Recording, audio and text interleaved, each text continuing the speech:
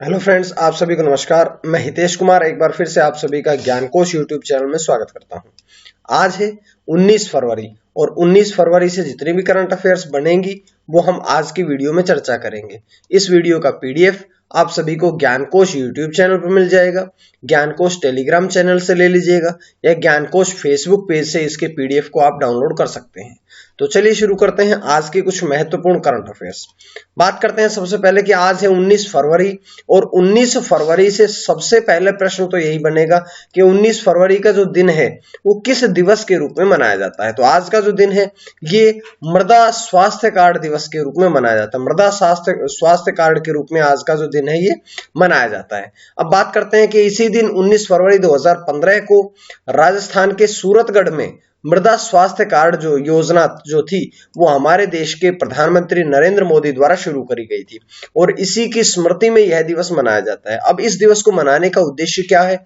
तो इस दिवस को मनाने का जो उद्देश्य है वो ये है कि प्रत्येक 2 वर्ष में किसानों को मृदा स्वास्थ्य कार्ड जारी करना ताकि मृदा में पोषण संबंधी कमियों को दूर किया जा सके। यदि मृदा की मिट्टी की बार बार से उर्वरक क्षमता को नापा जाता है, जांच की जाती है, तो इसमें जो मृदा में होने वाली कमियां हैं उन सभी कमियों को दूर किया जा सकता है। तो इसी उद्देश्य से यह दिवस मनाया जाता है। बात करते हैं, ये तो थी आज के दिवस से संबंधित जानकारी, लेकिन अब एक एक करके प्रश्नोत्तर पढ़ते हैं। सबसे पहला प्रश्न है कि किस मंत्रालय द्वारा पायलट पेयजल सर्वेक्षण जो है शुरू किया गया है? तो अब ऐसा कौन सा मंत्रालय है जिसके द्वारा यह शुरू किया गया है? तो ये 4 ऑप्शन आपके पास है। यहां से डी ऑप्शन यानी कि आवास और शहरी मामलों के मंत्रालय द्वारा अब पायलट पे जल सर्वेक्षण योजना जो है ये शुरू करी गई है। तो ये जानकारी आपको यहां से मिली। इसके बाद देखिएगा कि ये किस के तहत दी गई है ये योजना।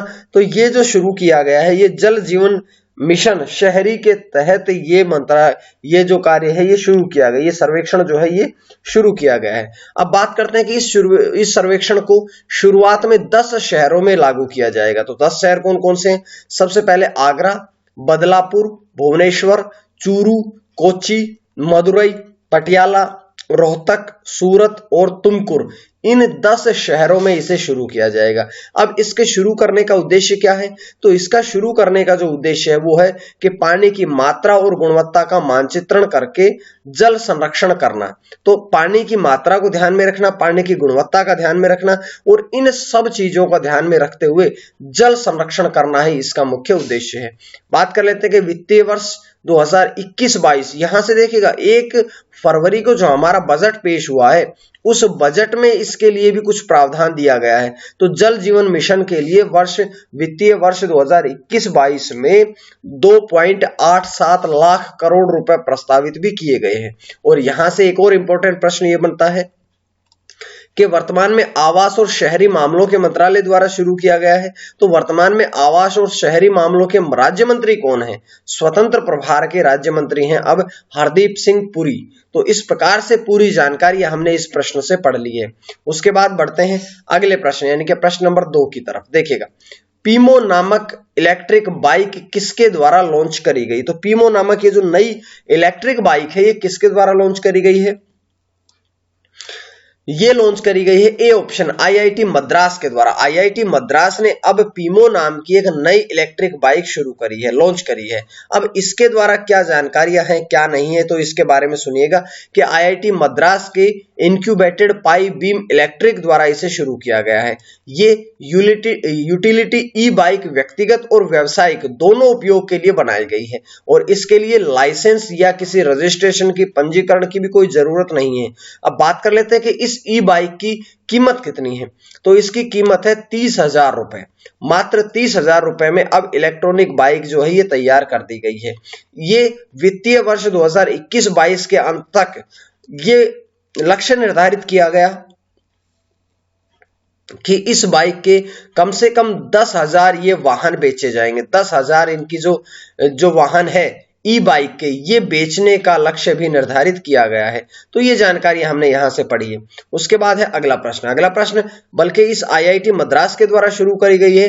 तो इस आईआईटी मद्रास के बारे में भी कुछ बातें पढ़ते हैं। जैसे कि हम बात करते हैं आईआईटी मद्रास की full form Indian institute of technology Madras, इसकी फुल फॉर्म है।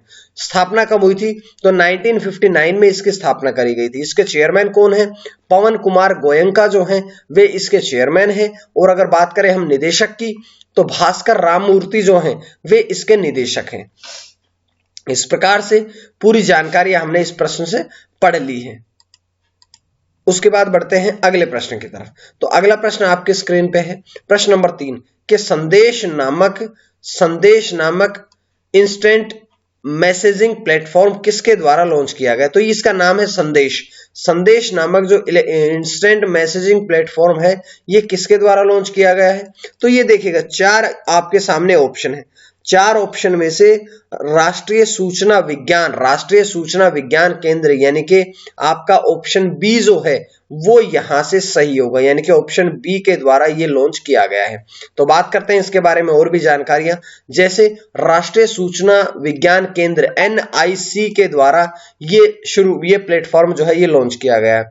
अब बात करें हम NIC के द्वारा, तो NIC जो है ये इलेक्ट्रॉनिक्स और सूचना प्रौद्योगिकी मंत्रालय के तहत आता है। NIC इलेक्ट्रॉनिक्स और सूचना प्रौद्योगिकी मंत्रालय के अधीन आता है।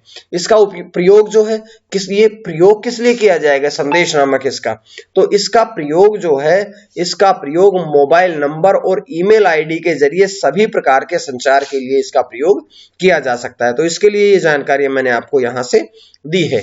इसके बाद बढ़ते हैं हम इसके बारे में थोड़ी सी जानकारियां और पढ़ते हैं, जैसे राष्ट्रीय सूचना विज्ञान केंद्र के बारे में, यानी कि NIC नेशनल इंफॉर्मेटिक्स सेंटर, इसकी स्थापना कब हुई थी? तो 1976 में इसकी स्थापना हुई थी। वर्तमान में नीता वर्मा जो हैं वो इसकी महानिदेशक है। और इसका मुख्यालय कहां पे है? तो इसका मुख्यालय है नई दिल्ली में। तो इस प्रकार से पूरी जानकारियां मैं आपके लिए यहां से लेके आया हूं। उसके बाद है अगला प्रश्न है कि हॉस्पिकैश बीमा शुरू करने के लिए ICICI लोम्बार्ड के साथ में किसने साझेदारी करी है? तो ये साझेदारी जो है ये किसके द्वारा करी गई है? ये देखिएगा ऑप्शन सी फ्लिपकार्ट, यानी कि अब फ्लिपकार्ट ने ये ICICI लोम्बार्ड के साथ में हॉस्पिकैश नामक बीमा योजना शुरू करने के लिए साझेदारी करी है। पूरी जानकारी अगली स्लाइड में देखिएगा।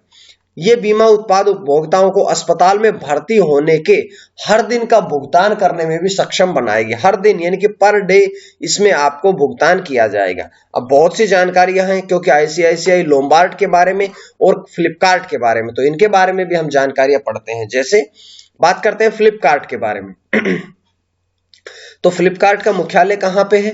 इसका मुख्यालय बेंगलुरु कर्नाटका में। और इसके CEO यानी कि मुख्य कार्यकारी अधिकारी के बारे में हम बात करें तो इसके मुख्य कार्यकारी अधिकारी है कल्याण कृष्ण मूर्ति। उसके बाद ICICI लोम्बार्ड के बारे में अगर हम पढ़ना चाहें तो इसकी स्थापना कब हुई थी? 2001 में। इसका मुख्यालय कहां पे है? मुंबई में। और इसके मुख्य कार्यकारी अधिकारी यानी कि CEO कौन है? तो भार्गव दास गुप्ता जो हैं वे ICICI लोम्बार्ड के वर्तमान में CEO हैं। इस प्रकार से ये जानकारी हमने यहां से पढ़ी है। अगला प्रश्न कि तमिलनाडु के सूचना आयुक्त कौन बने हैं? तमिलनाडु के सूचना आयुक्त कौन बने हैं? तो देखिएगा P धनशेखरन और M श्रीधर, यानी कि उपरोक्त दोनों को अब तमिलनाडु राज्य का सूचना आयुक्त बनाया गया है। तो इसके बारे में थोड़ी जानकारी और कि अब 2 की नियुक्ति करी गई है। तो इन दोनों की नियुक्ति किनके स्थान पर करी गई है? तो इनकी नियुक्ति R दक्षिणमूर्ति और G मुरुगन के स्थान पर इन दोनों की नियुक्ति करी गई है।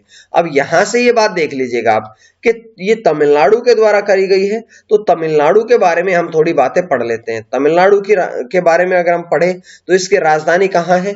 तो इसकी राजधानी है चेन्नई में। बात करते हैं इसमें जिले कितने हैं? 32। तमिलनाडु राज्य में 32 जिले हैं। बात करते हैं इसके गठन कब हुआ था? तो 26 जनवरी 1950 को तमिलनाडु राज्य का गठन हुआ था। इसके बाद राज्यपाल कौन है? तो बनवारी लाल पुरोहित जो हैं वे तमिलनाडु के राज्यपाल हैं। मुख्यमंत्री कौन है? के पलानीस्वामी। और विधानसभा की अगर हम सीटों की बात करें तो विधानसभा की सीटें जो है तमिलनाडु की वो है कुल मिलाकर के 235। राज्यसभा की 18 सीटें हैं और लोकसभा की 39 सीटें हैं। तो ये जानकारी हमने यहां से पढ़ ली है। उसके बाद 5 प्रश्न के पश्चात हम बढ़ते हैं आज के प्रश्न की तरफ। तो आज का प्रश्न क्या है? आज का प्रश्न है कि फ्रैक्चर्ड मोज़ेक नामक पुस्तक किसने लिखी है? अब इस पुस्तक के लेखक लेखिका का नाम आपने बताना है, जिसके बाद हम बढ़ते हैं अगले प्रश्न, कल के प्रश्न की तरफ। तो कल आप सभी ने प्रश्न बताया था कि अभयारण्य लाइफ टाइम सर्विस अवार्ड 2020 से किसे सम्मानित किया गया है? तो ऑप्शन ए, आप सभी का जवाब एकदम सही आया। और इस महीने जो जनवरी में जो पुरस्कार विजेता है उनके फोटो मैंने लगाई हुई है। अभी अगर आप में से एक दो की फोटो बाकी है वो भी आपको मिल जाए, जैसे ही वैसे ही मुझे आप सेंड करिएगा।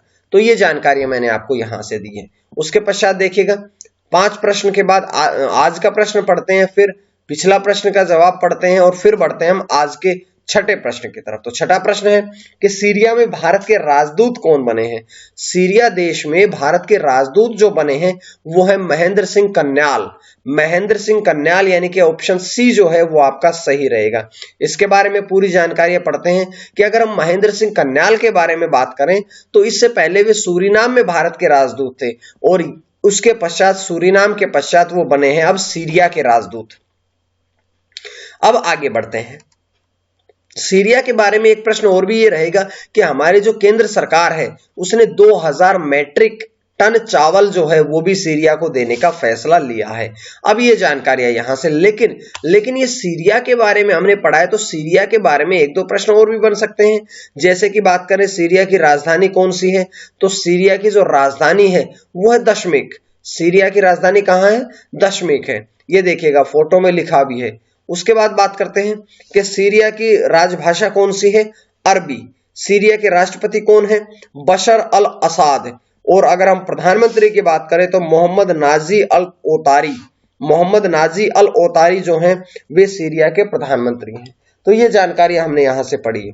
उसके पश्चात अगले प्रश्न की तरफ यानी कि प्रश्न नंबर 7 की तरफ बढ़ते हैं। जैसे प्रश्न नंबर 7 आपकी स्क्रीन पे आता है तो कि Skoch chief minister of the year का पुरस्कार इस पुरस्कार से किसे सम्मानित किया गया है? तो इस पुरस्कार से वाई.एस. जगन मोहन रेड्डी यानी कि ऑप्शन जो डी है वो आपका सही रहेगा। तो ऑप्शन डी यानी कि वाई.एस. जगन मोहन रेड्डी द्वारा इस सम्मान से उन्हें सम्मानित किया गया है।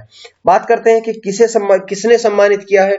तो स्कॉच समूह के जो अध्यक्ष हैं समीर कोचर, उनके द्वारा उन्हें सम्मानित किया गया है।